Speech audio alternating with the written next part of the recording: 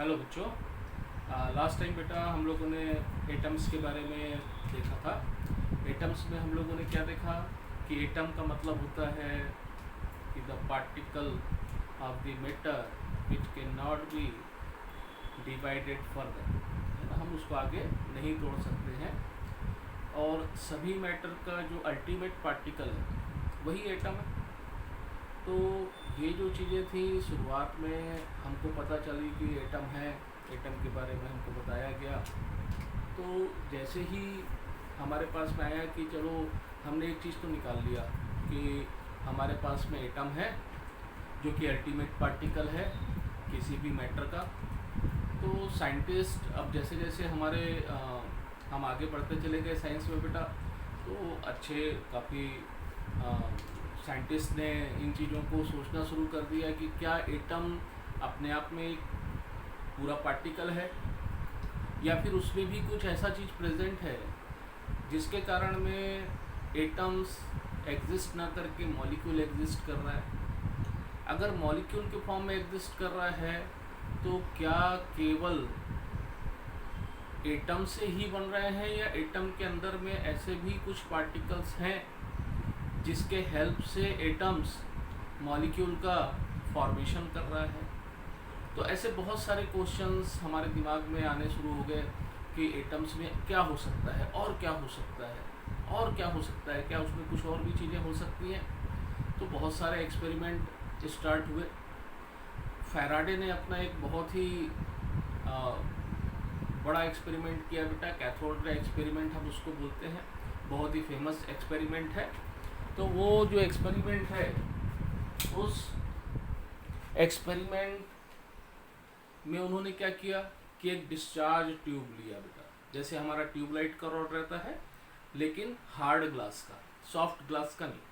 हमारा ट्यूबलाइट का ग्लास कैसा रहता है, सॉफ्ट रहता है, आसानी से टूट जाता है। तो वहाँ पर उन्होंने क्या किया कि एक हार्ड ग्लास लिया और कैथोड लगा दिया, एनोड लगा दिया और उसमें इनर्ट गैसेस प्रेशर के साथ में डाल दी और साथ ही साथ में वहाँ पर इलेक्ट्रिक डिस्चार्ज भी लगा दिया। जब इलेक्ट्रिक करंट फ्लो हुआ तो उन्होंने ऑब्जर्व किया कि there is something move from cathode to anode, that means positive pole to negative pole to positive pole. लेकिन उन्होंने इसका कोई कंक्लूजन नहीं दे पाया बेटा। और इसी एक्सपेरिमेंट को आगे जे थॉमसन ने इस एक्सपेरिमेंट को आगे बढ़ाया बेटा, और आगे बढ़ा करके उन्होंने देखा कि कुछ पार्टिकल्स मूव कर रहे हैं फ्रॉम कैथोड टू एनोड। उन्होंने देखा कि कैथोड पॉजिटिव चार्ज है, निगेटिव चार्ज है, एनोड के तरफ में मूव कर रहा है जो कि पॉजिटिव चार्ज है। तो उन्होंने बोला कि कोई पार्टिकल हमारे निगेटिव से पॉजिटिव के तरफ में मूव कर रहा है, तो नो डाउट कि वो पार्टिकल कैसा होना चाहिए, निगेटिवली चार्ज होना चाहिए। तब उन्होंने बोला कि there is something present in an atom which is known as electron. तो electron is discovered by J Thomson and the name electron is given by stony.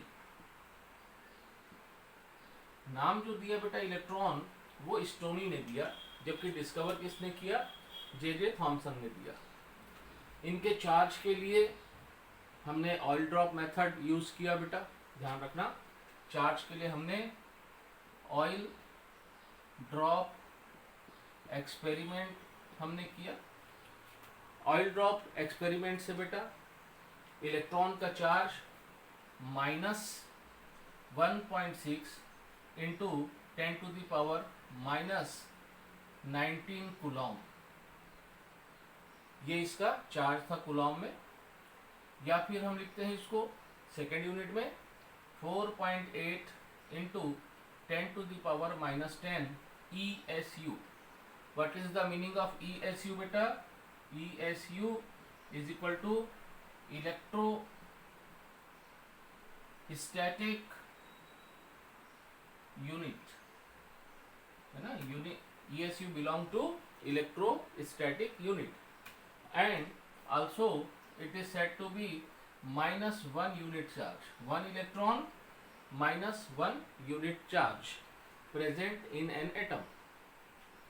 The mass of the electron is 9.1 into 10 to the power minus 31 kilogram, but in gram it is 9.1 into 10 to the power minus 28 gram beta.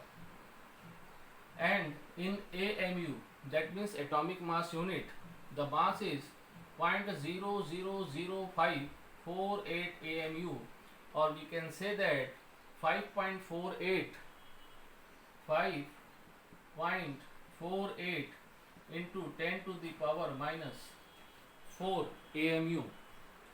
And the specific charge of the electron, that means charge by mass ratio of the electron is 1.76 into 10 to the power 8 Coulomb per gram.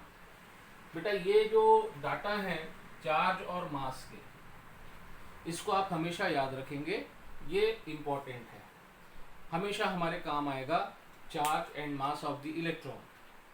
Similarly electron के discover होने के बाद में उसी discharge tube में बेटा Goldstein ने ये देखा कि कैथोड के आगे से तो रेज निकल ही रही है, साथ ही साथ में एनोड से भी रेज निकल रही है जो कि कैथोड के तरफ में पीछे से ट्रेवल कर रही है.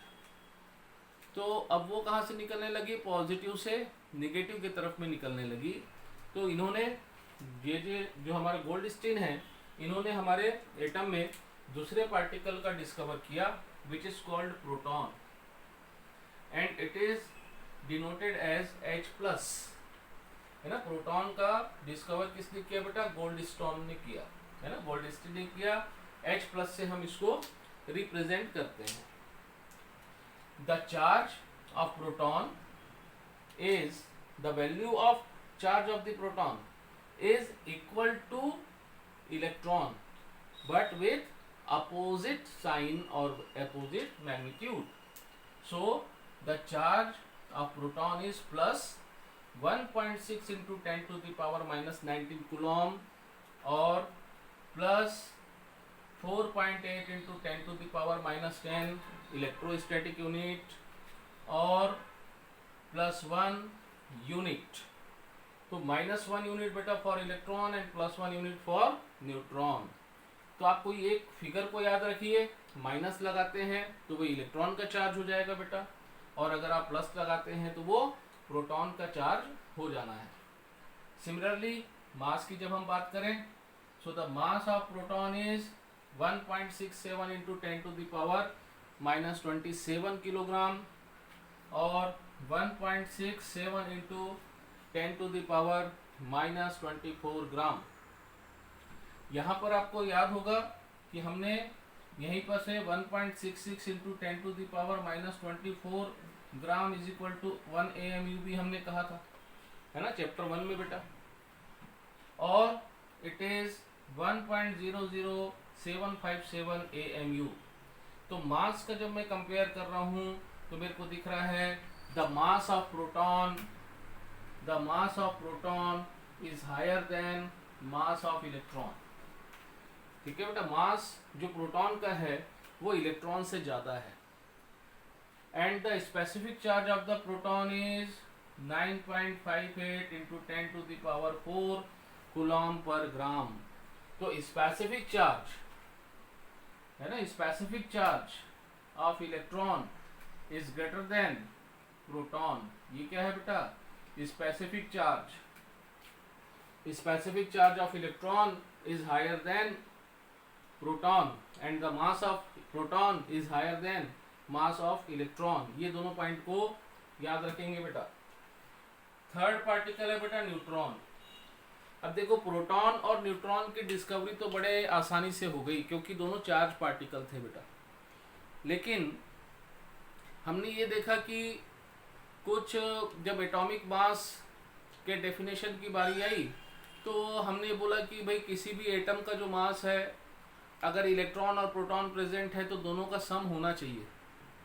है ना, उनके नंबर्स के सम होने चाहिए।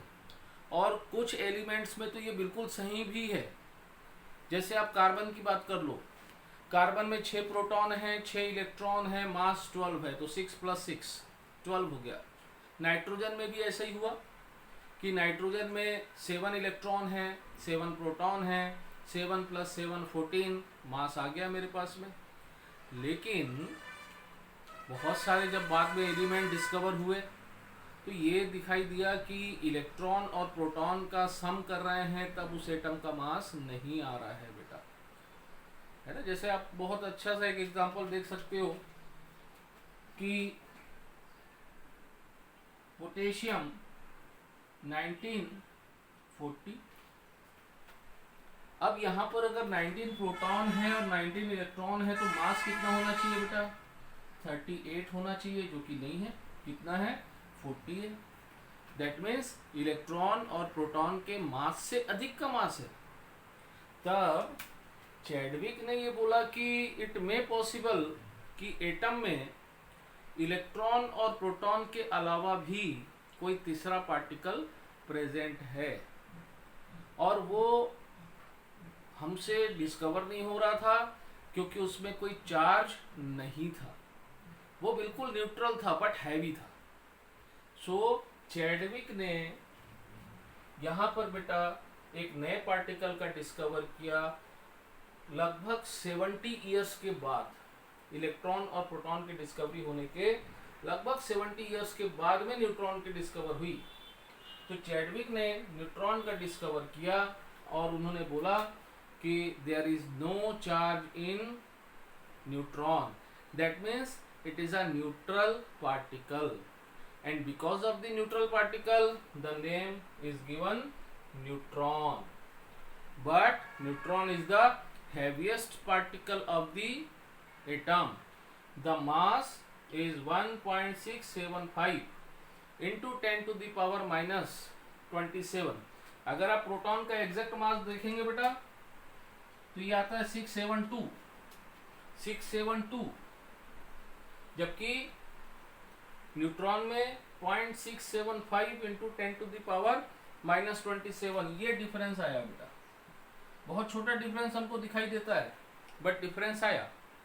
और 1.675 into 10 to the power minus 24 ग्राम और 1.00893, यहाँ पे 757, यहाँ पर 893 ANU। तो we can say that neutron is the heaviest particle, so the mass of neutron is higher than proton also. So mass का जो increasing order है बेटा, the mass of neutron is higher than proton, the mass of proton is higher than electron। अब अगर इसमें charge by mass की बात करेंगे बेटा तो चार्ज तो 0 हो गया, और मास की अगर हम बात करते हैं तो चलो मास तो है हमारे पास में, तो 0/1.675 into 10 to the power minus 27, तो 0/ any figure is equal to 0। That is why the specific charge of neutron is 0। So we can say that कि जो हमारे पास में इलेक्ट्रॉन का स्पेसिफिक चार्ज सबसे अधिक, फिर प्रोटॉन का, और सबसे कम न्यूट्रॉन का है बेटा। This order belong to specific charge,